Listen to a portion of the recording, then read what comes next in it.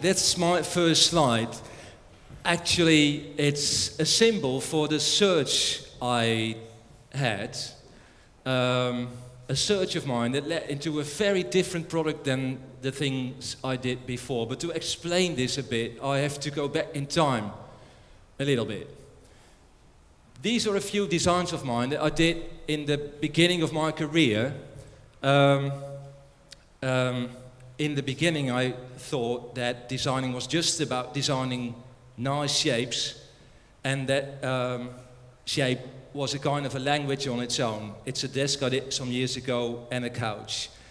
After some years having done that, I thought, why not try and do something that is functional at the same time? So good looks and an extra function or an extra user value at the same time. It's different from just another nice couch, if you know what I mean.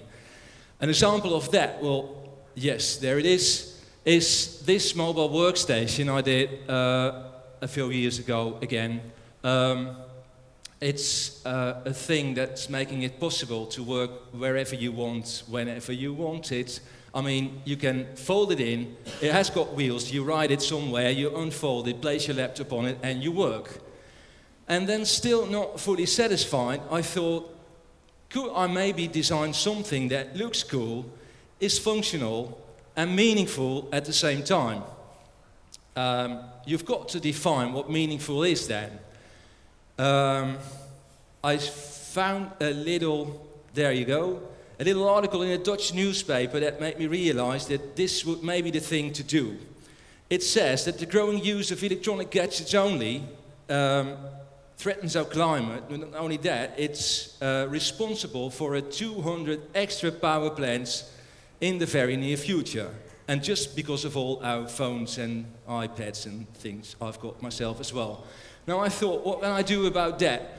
For instance, I could try and invent something that uses even less energy, but that's not really my cup of tea. So I thought, could I maybe produce some of the energy myself?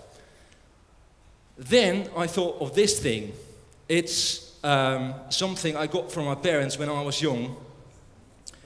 I loved it then. If you squeeze the thing, light comes out of it. And, you know, at that time already I thought, this is very cool. So you can produce energy yourself, but it's on a very small scale. Now, I went to a company called TNO in the Netherlands, and I asked them this question: do you think it's possible to produce so much energy yourself that you can actually charge your own devices, and by that be independent? We made some prototype that you can see here, or at least parts, and we tried it. There's a lot of things going on, and there's a lot of things attached to it that I really don't know what it is, although they've explained it to me 4, 5, 6 times. There's even some software that's showing you what is happening, and the answer in the end was, yes, we can. So here is my first prototype of the thing. As you can see, I'm charging my own iPhone that's on the chair. Then we had to focus on the real design. This will show up in about 10 seconds, I guess. Because I promised, you know, nice looking, functional and meaningful. There it is.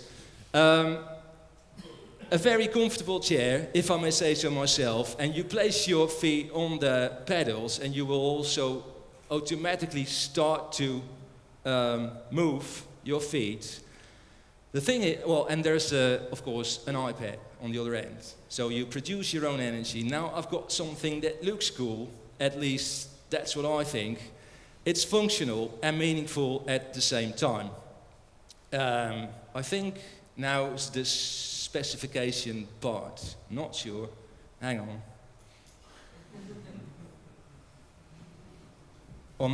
This is even worse. This is the hard part, actually. Sorry. Because while working on the thing, I came to this conclusion that it's maybe a bit strange that we all assume that energy is just there for us to use, you know, that you don't have to do anything for it, or you don't, well, you pay of course, but not as much.